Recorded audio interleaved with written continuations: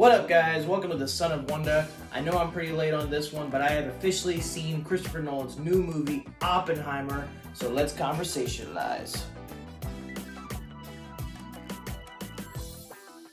Alright, guys, so due to a various assortment of different reasons, I didn't check out Oppenheimer right when it first came out, but I have officially checked it out now, and this movie was important for me to see this year because Christopher Nolan is my favorite director of all time, and so because of that, obviously I'm going to be into whatever new movie he comes out, because one of the things that Christopher Nolan does so well is he can take any concept you could possibly think of, whether it be a superhero movie, a space movie, a war movie, a dream heist movie, a biopic, a time travel espionage whatever, and turn it into such an interesting concept and such a complex film to the point where you have to see each film 157 times in order to fully understand it.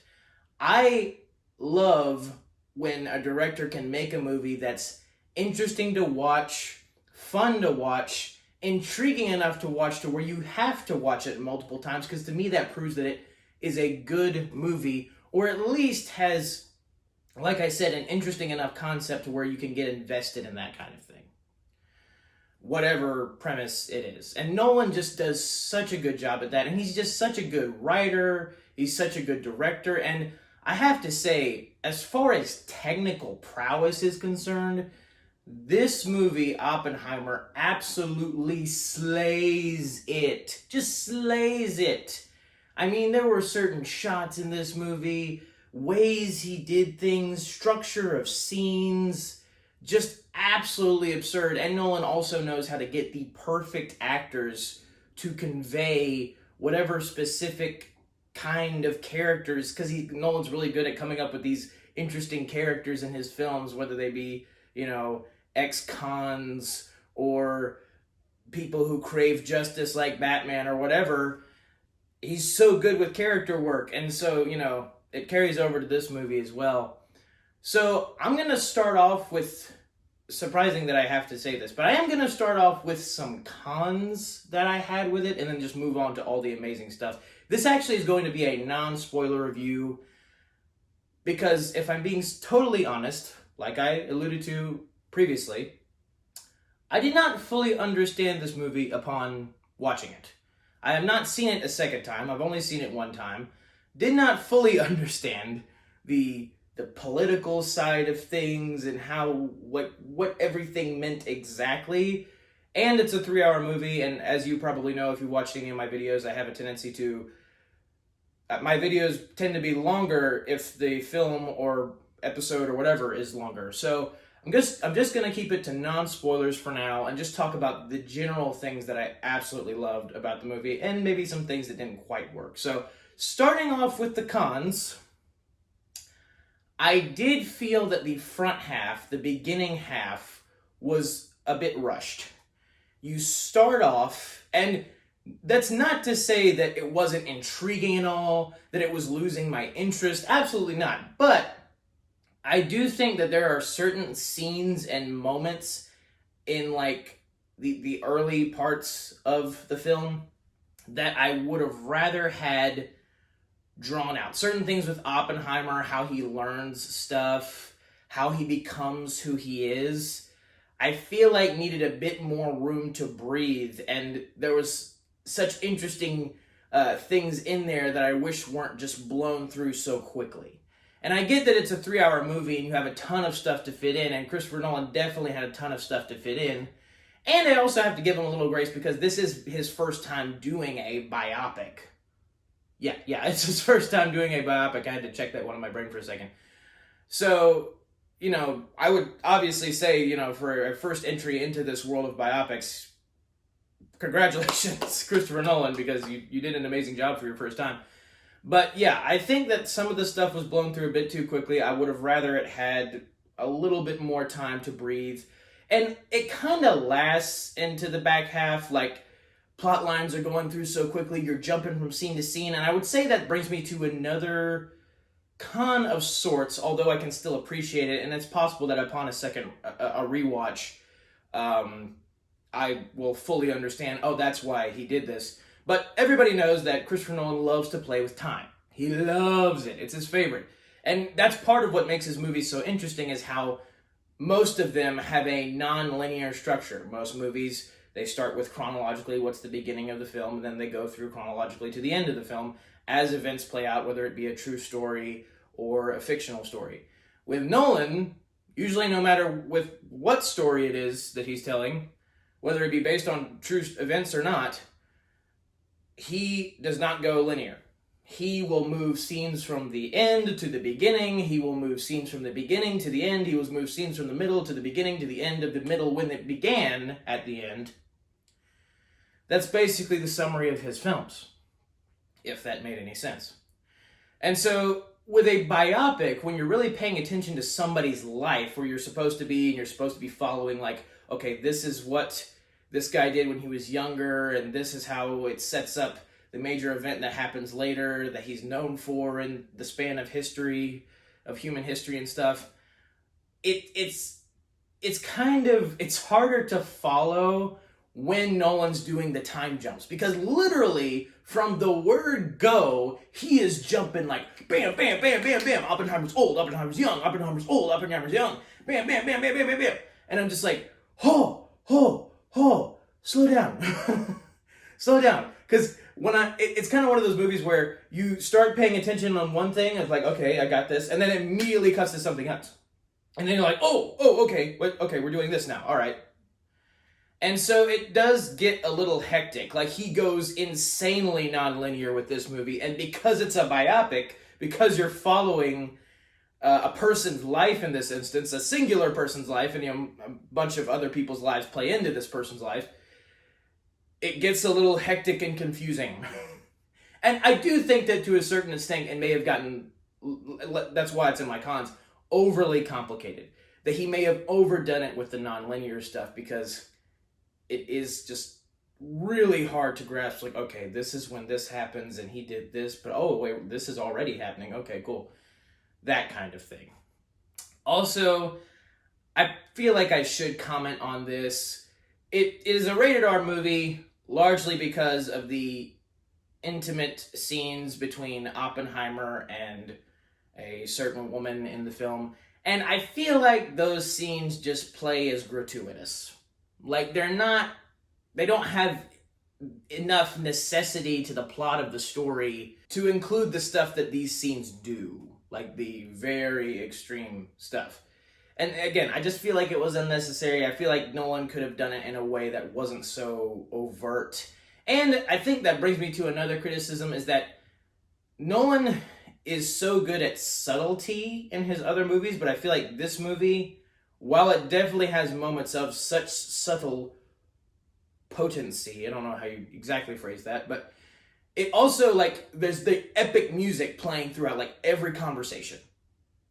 And back to what I was talking about earlier about the intimate scenes between Oppenheimer and a certain girl in the story, it just feels like it's too, like, in your face.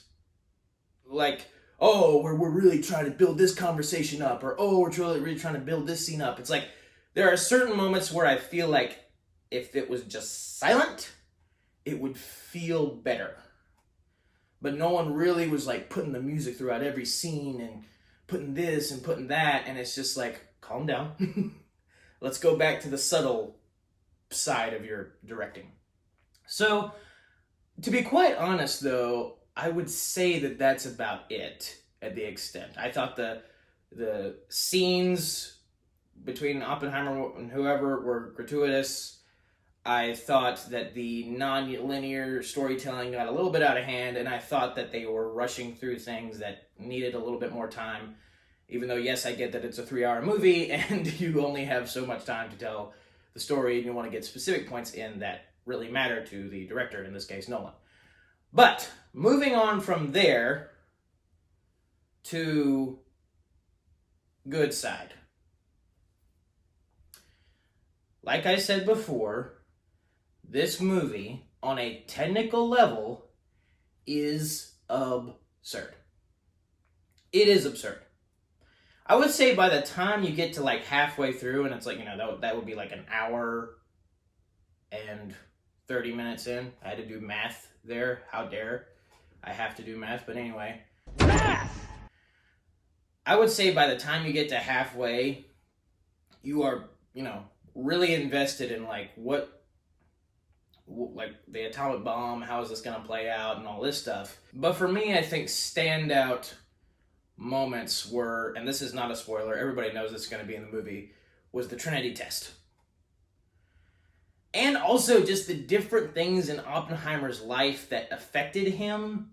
On a plot level, it is so flipping complex. Like in my out of theater reaction, I really emphasized how much this movie makes you think about stuff. Because in the movie, there are absolutely no clear good guys and no clear bad guys. There are guys who you want to see lose because they did a certain thing that was really, really bad. At the same time, though, their motives are not entirely out of line. Because you'll even find at certain moments that the protagonist, Oppenheimer himself, isn't all that great of a guy. So it's just all these different characters. There's really no clear-cut good guys and bad guys. And even though I am a guy who's a little bit more traditional, who likes a little bit more like, oh yeah, these are the good guys and these are the bad guys, for a real-life story that played out in the way it did, I can really appreciate this kind of storytelling, because it is true that because we're human, we aren't always just good or just bad. There is a lot of stuff going through our heads, and even though we can be noble at times, or even though we can be evil at times, it doesn't mean we're solely one or solely the other at all times. So it really, like, the movie really plays into that. It's like the ethics of the situation. Like, is the atomic bomb a good thing? Is it going to help the world, or is it going to destroy the world? Those kind of things the movie really plays into, and it does it in a way that is insanely intriguing. And, it's all helped by the acting of each actor. And I have to say, for me, the two standouts, and I have a feeling these will be the two standouts for pretty much everyone who sees the film, Cillian Murphy and Robert Downey Jr. I mean, they just absolutely give it their all in terms of acting prowess. And Cillian Murphy's voice, too. Like, I've seen him in plenty of other films, most of them Christopher Nolan movies, and his voice specifically in this movie, like, you can tell that he had to have studied interviews, like, really studied interviews with the real Oppenheimer to, like, figure out how he moved and his mannerisms and how he spoke, and it really just feels like Cillian developed a whole different voice for himself for this movie. And meanwhile, you have Robert Downey Jr., who, the makeup jobs in this movie look absolutely absurd. And there are certain actors that you'll be like, wait, that's them? What? And Robert Downey Jr. is one of those actors. And just, again, the way Robert plays this guy who, it's like, it's not clear. Just like all the other characters, it's not clear. Like, what is your game here? Like, what's this whole thing that you're doing? What's going on inside of your mind? But it, honestly, like, his performance in this movie really makes me, like, want RDJ to play more of, like, these characters. And I won't get into the specifics of his qualities in this movie because of, non-spoiler review, but I want him to play more characters that have similar qualities to the one he played in this movie, because he's so good at it. Like, there's one moment where the character he plays really just has a scene of, like, just, like, letting it all out, letting people know his perspective on things, and RDJ plays it to perfection. It's just, again, all of the actors do great. Emily Blunt in here, her voice sounded completely different. I've seen her in interviews, I've seen her in plenty of other films. Her voice sounded nuts. I would say this is like the most different role I've ever seen her play in comparison to her other roles. And so, yeah, she also did phenomenal. Matt Damon always does awesome. So, yeah, every actor, absolutely impeccable. But the way certain scenes played, like, Nolan would mess with the I can't even describe it. He would mess with sound.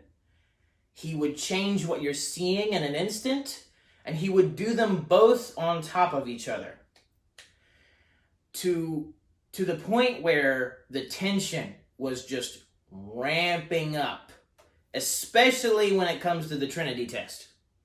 You feel it. It's kind of similar like in the Mission Impossible movies when you know that Tom Cruise is about to do something that might well possibly end his character's life and could have ended him in real life before when he actually acted those parts out. It's kind of similar to those moments. But it's like, it's a real life event, and you know how it plays out because it's a biopic. Like, we're all still here. The world didn't blow up. Like, surprise, twist, no one actually destroyed the planet in this movie. No, that doesn't happen. It's the end of the world as we know it. But it is still amazing to me how Nolan can take something that you already know the outcome of and still make you feel like something nuts is going to happen. And it's just the build-up. He is so flipping good with the build-up. He'll play the certain music. He'll have the actors do these little things that make you go, oh, oh, oh. And like just, it's the nervousness on the actors' faces. It's just the set design and everything about it is just absurd. And there are like moments where you feel like a jump scare is going to happen. Like it's a horror movie. And it's a biopic. It is a biopic. And yet you still feel so tense at certain times that you're just like, that character is sitting down in a chair. I don't know what we're yelling about!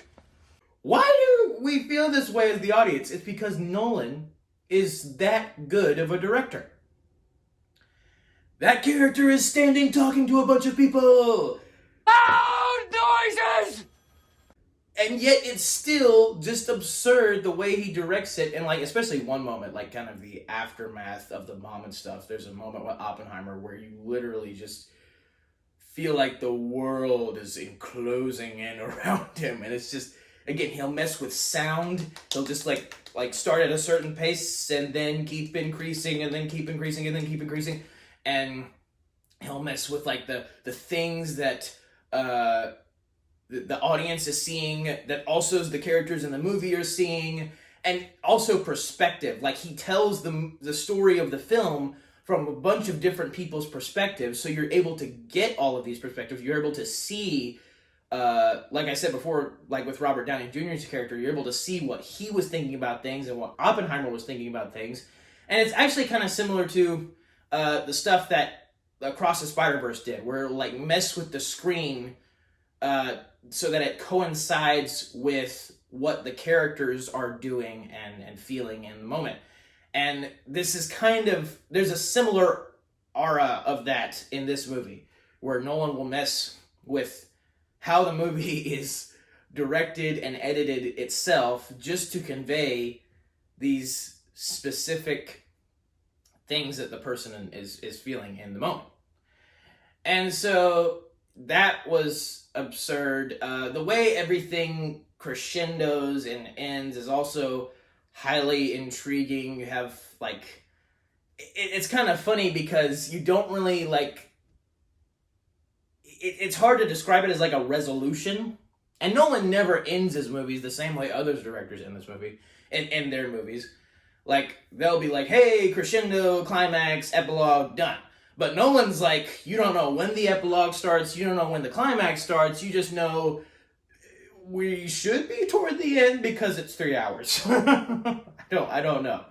And he's so good with that. But yeah, the story structure, as far as just like, again, the perspectives of the characters, the thematic elements of who was right, who was wrong, the consequences of the bomb, like you're a hero for making it 1 minute, but then maybe not so much to other people the next minute.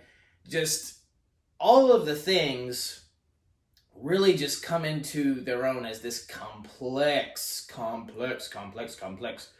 story of this guy who you even by the end of the movie, you don't really know like what were his real thoughts on everything. Or at least I didn't. And maybe upon a rewatch, I'll know more. But that's when you know that you have a good film is when you have to rewatch it to be like, how did that work and all this stuff. And even though, at this point Nolan's made a ton of movies like this in regards to his nonlinear storytelling and his complex characters and all that stuff, he never fails to make his movie enticing. And that's exactly what he did here. And so the special effects were also absurd. The way he did the bomb and just, again, different things he does with stuff that you never would think you could do in a biopic. Absolutely nuts. So, yes, I would definitely give this movie 2 thumbs up for technicality. Did have some flaws with, the pacing and certain scenes, but at the end of the day, I don't think it compromised the film as a film at all. And I still think that, I'm probably going to rewatch this movie a few times because it's a Nolan movie. And Nolan has never been, at least in my knowledge, has never been on a losing streak. There's only, the first 3 movies of his I haven't seen. I haven't seen Following, I haven't seen Memento, and I haven't seen Insomnia. Everything else after I've seen. And I love all of those films that I've seen. I love Inception. I adore the Dark Knight trilogy. I love Interstellar. I love Dunkirk. I don't know what that is, Dunkirk. I also really enjoyed Tenet. A lot of people didn't like Tenet. I really enjoyed Tenet. I can understand why people found it a little bit too complicated, but I loved Tenet. And so, yeah, I also thoroughly enjoyed Oppenheimer. I don't know, where it would be on maybe, a Nolan ranking, but I still thought it was a very, very good film, and Nolan's still on the win streak for me, man, so cannot wait to see what this guy has next. He's the most consistent director in Hollywood for coming out with these movies that, even if they're not adored by everybody, they're still movies that are worth talking about. And that's when you know you have a good director. So that is my review of Oppenheimer, my first non-spoiler review for a film review for Oppenheimer. Let me know what you thought of the movie down in the comments below. Thank you guys so much for watching. Have a very blessed day. May the Lord be with you. May the Force be with you. Goodbye. And one last thing. For I have become Son of Wonder, the reviewer of movies and shows. And that's a wrap.